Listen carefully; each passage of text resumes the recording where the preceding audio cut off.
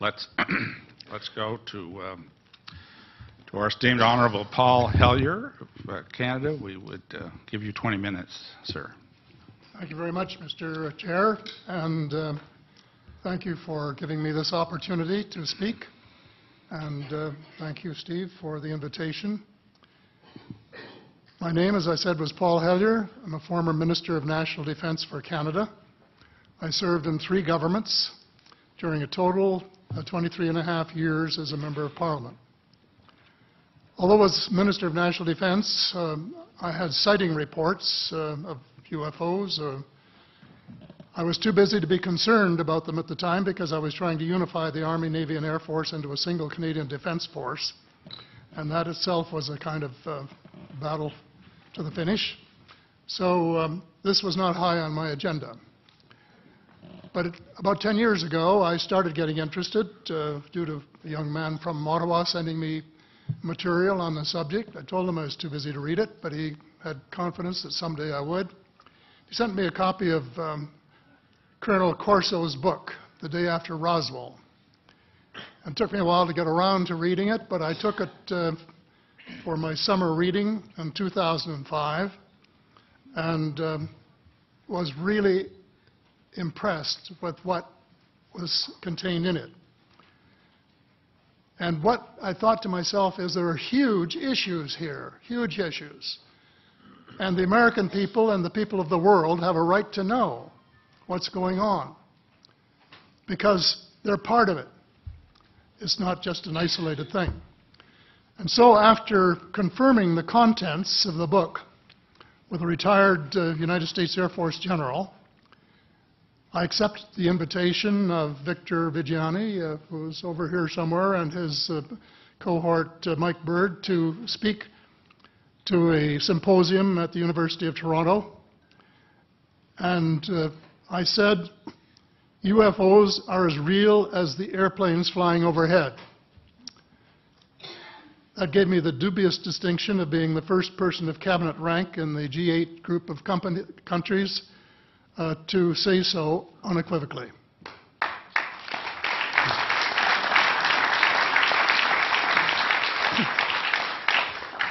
Since then, I've learned a lot from many sources, including a number of the fantastic witnesses that we have heard these last 4 days. They were so outstanding, I was just really blown away with them, the amount of information that was available.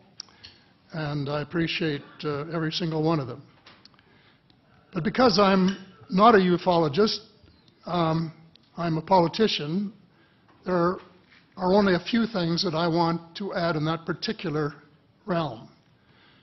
First is that about in the 1960s sometime, there was a flotilla of UFOs headed south that crossed into NATO territory in Europe. And the Commander-in-Chief of the Supreme Allied Headquarters in Europe was naturally very shaken. Fortunately, or maybe divine providence, before the panic button was pushed, the flotilla turned around and headed back north. Obviously, they had thought maybe they were Russian and they were very concerned about it. Anyway, an investigation was launched into this whole subject, and a document was prepared which concluded that at least 4 species had been visiting Earth for thousands of years. And this is my own view at this stage as well. So, except for that, there are just a couple of things that we've talked about that I'd like to refer to. And one was that we were referring to them as they until this morning when Linda Moulton Howe, I think she was the first one, actually named 3 different species. I have brought my latest book called Light at the End of the Tunnel, A Survival Plan for the Human Species, as an aide-memoire, and I name 5 different species here. I'm aware of more now. As a matter of fact, I saw a document just a few days ago that mentioned 20. and I think you, Mr. Chairman, were interested in some of the places they might come from. And I have in here Zeta Reticuli, R-E-T-I-C-U-L-I, Reticuli, the Pleiades, Orion, Andromeda, and the Altair star systems. So I don't think we can any more refer to them as they, because they're not an amorphous mass. They are different species and consequently may have different agendas. I don't think we can say that they all have the same agenda any more than we could say that the United States, China, and Russia had the same agenda. Our real interests may be very similar, but as of now, our perceived interests are still quite far apart. One more observation before I begin what I want to say, and that is that we spent quite a bit of time talking about the 66-year-old cadavers. And I was glad to have Linda this morning finally say that there are live ETs on Earth at this present time, and at least 2 of them probably working with the United States government. The other species that I learned about not too long ago was called the tall whites. And this is when Paula Harris broke the story just a few years ago. And through her good offices, I had the chance to talk for about 3 hours with former Airman Charles Hall and listen to this absolutely fascinating story of how he was working with, first of all, he was scared out of his skin, but after that, when he got to know them, how he was working with, and finally they became to trust each other and have a good working relationship with the tall whites at the gunnery range at Indian Springs in Nevada. And these tall whites were living on United States Air Force property and working in cooperation with the United States Air Force and sharing technology with them. He wrote a book, incidentally, called Millennial Hospitality. There are 4 different versions, but Paula says that Millennial Hospitality number 2 is the best. I think that's the one I read, and it's a very interesting read if you want to sort of get inside the problem of what it's like to bump into these people floating across the terrain in the desert.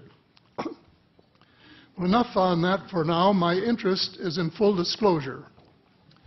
And my only caveat is I think probably I would say 95 to 98% full disclosure. I know of 1 or 2 things that I'm not sure should be in the public domain, at least yet. They will be someday, I'm sure, but not maybe immediately. But just as children survive the idea of the Tooth Fairy and Santa Claus when they become adult, I think that tax-paying citizens are quite capable of accepting the new and broader reality that we live in a cosmos teeming with life of various sorts. The fact that some other civilizations are more advanced than we are may be humbling, but that could be a necessary step in our survival.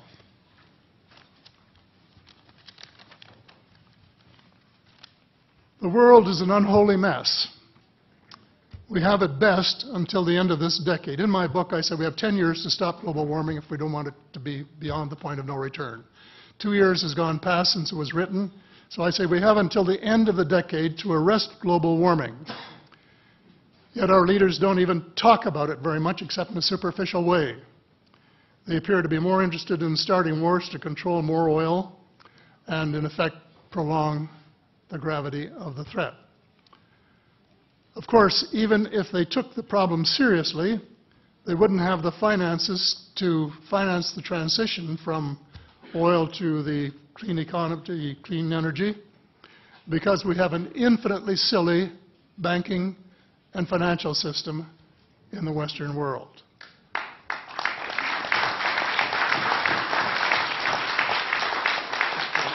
And the United States Congress, I regret to say, is partly responsible, and I'd be glad to elaborate on that later if you're interested. And finally, they need the technology for clean energy.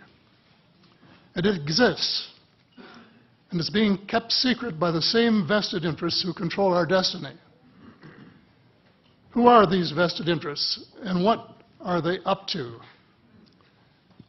Well, Senator, you were talking about a military junta.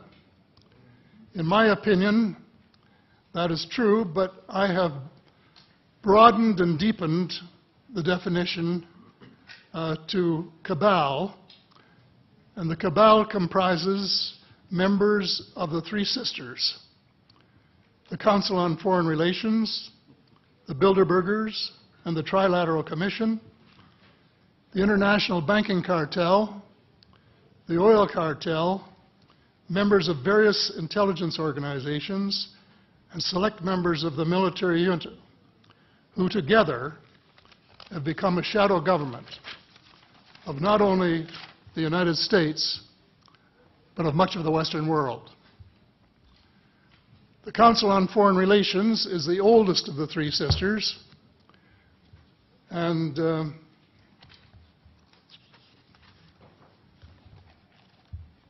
as early as October 1940, years before Germany surrendered to the Allied armies and to vaporize Hitler's vision of empire, the Council's Economic and Financial Group drafted a memorandum outlining a comprehensive policy, quote, to set forth the political, military, territorial, and economic requirements of the United States in its political potential leadership of the non-German world, including the United Kingdom itself, as well as the Western Hemisphere and the Far East.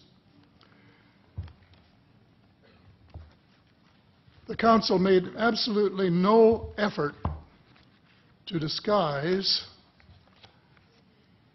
where's that? Right next page, yeah. The Council made no effort to disguise the fact that the purpose of the Grand Area and later world hegemony was to support an expanding U.S. economy, to provide it with raw materials and markets for its products. This was labeled the national interest, quote unquote. It was equally clear that the national interest was the interest of the ruling elite, whose members comprised the Council. The real interests of the majority of rank-and-file Americans was never a factor in the equation. So,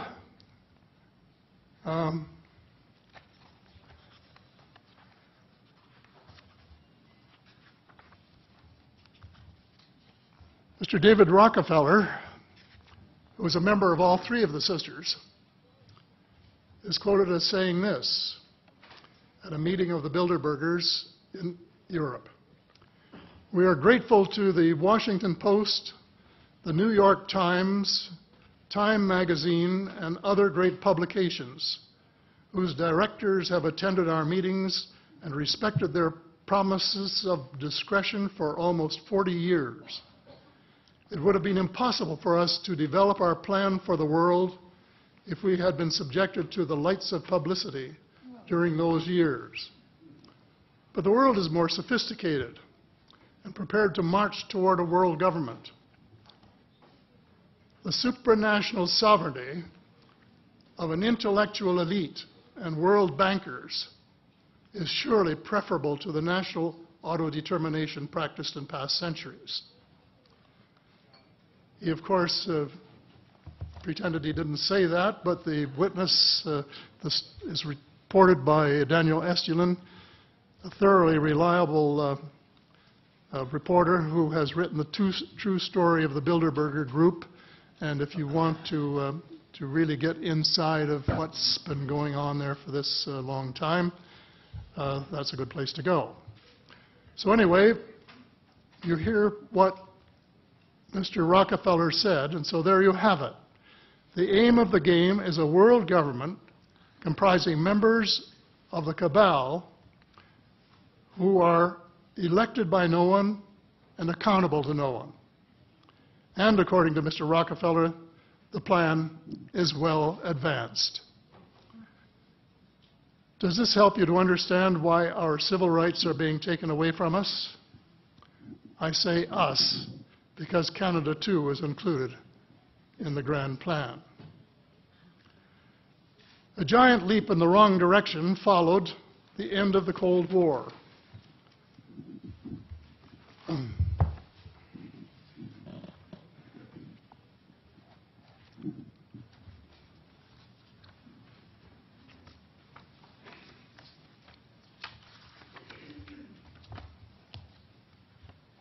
No one could have been happier than I was when the Berlin Wall came down on November the 9th, 1989.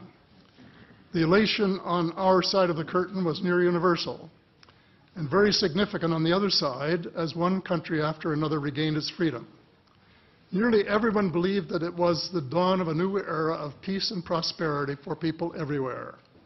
There was much talk of a peace dividend. The prospects were dazzling in their scope and diversity. It was a unique and God-given opportunity for a new, braver, and fairer world. We blew it. We blew the chance of a lifetime to do good things. A small group of zealots undermined our golden opportunity to pursue peace, not war, and little did we dream that they had a vastly different vision of the new world order. Their plan, which is now commonly known as the Project for a New American Century, included preventive wars in clear violation of international law, regime change wherever and whenever the U.S. desires, and if they can get away with it without excessive casualties, and the establishment of a kind of economic and cultural hegemony with America acting as constabulary, quote unquote. That was their word, globally. This was to be accomplished without authority of the United Nations and without the restraint of existing international treaties. It would involve a military buildup unprecedented in peacetime history and could trigger an arms race, which is precisely the opposite of the peace dividend that the world had rightly looked forward to. The Machiavellian scheme involved secret police, the curtailment of civil liberties in defiance of the U.S. Constitution, and a moribund economy operating way below its potential. Exactly those features for which the Soviet Union was held in contempt. The initial draft of the document was so controversial when it was leaked to the New York Times that it had to be rewritten, but it was not changed very much, just the cosmetics, enough to make it politically acceptable. So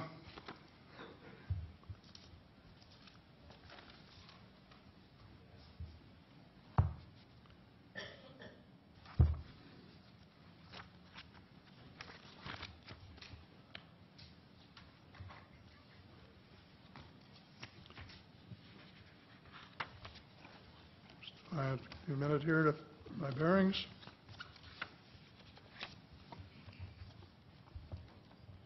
The document said this. Well, it may have been easy to persuade President Bush to abandon his stated policy of not getting America more deeply involved in international affairs, but persuading the American people would be more difficult. Sophisticated Americans would question such a giant sea change in policy. The authors of Rebuilding America's Defenses, Strategy, Forces, and Resources for a New Century recognized this difficulty from the outset because their document contained the following sentence.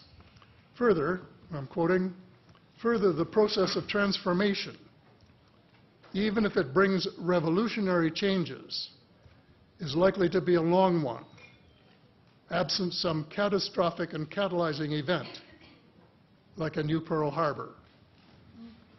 Well, it wasn't too long before they got their catastrophic and catalyzing event. Terrorists struck the World Trade Center in New York and the Pentagon in Washington on September the 11th, 2011. Incidentally, they have removed the sentence about Pearl Harbor in the document that you could now get if you went to the internet to find it. Almost the whole world mourned. Canada mourned. The overwhelming majority of Muslims condemned the treacherous attacks. My sympathy for the friends and families of the injured and dead was genuine and unwavering to this day. My sympathy for the U.S. government began to grow a bit thin, however, when I heard President Bush cite the reasons for the attack. And I quote, "Why do they hate us?" he asked rhetorically in an address to the Congress. "They hate what they see right here in this chamber, democratically elected government. Their leaders are self-appointed. They hate our freedoms, our freedom of religion, our freedom of speech, our freedom to vote and assemble and disagree with each other." I felt sad when I heard the President's word. I assumed that he believed what he was saying. But if that were true, he was profoundly ignorant of the real thoughts and feelings of people in other parts of the world.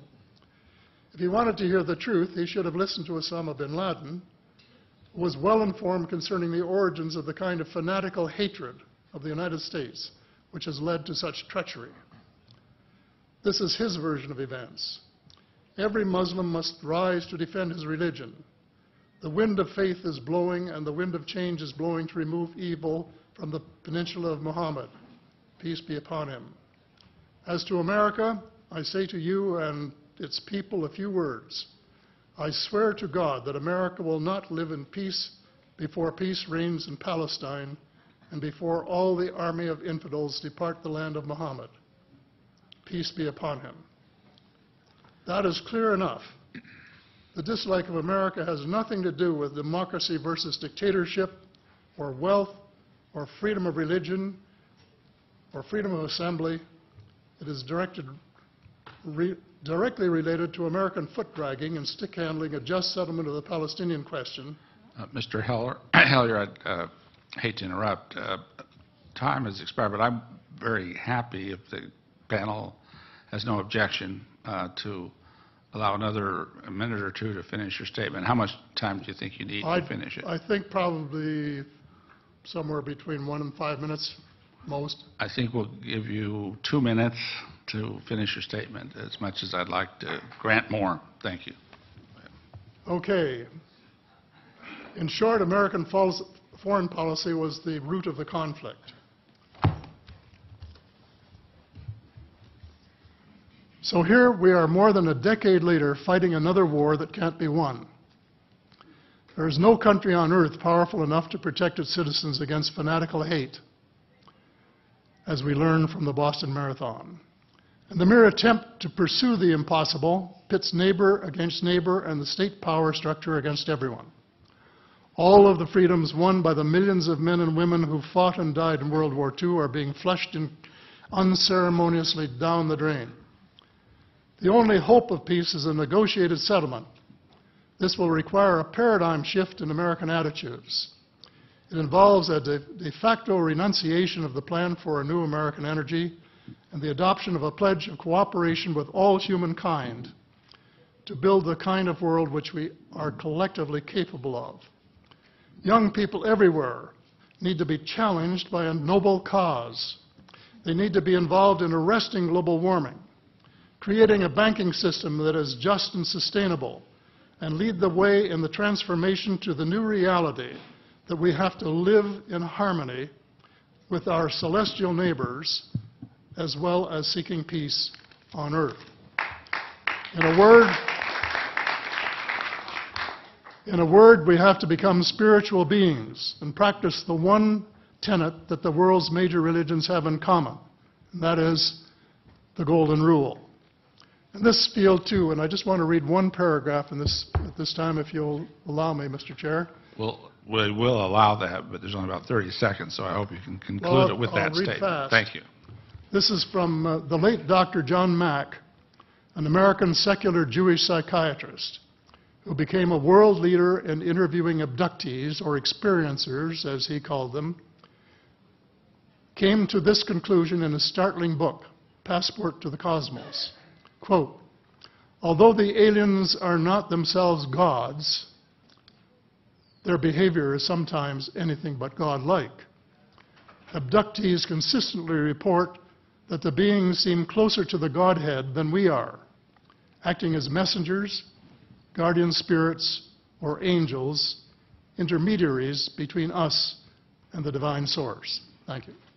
Thank you very much.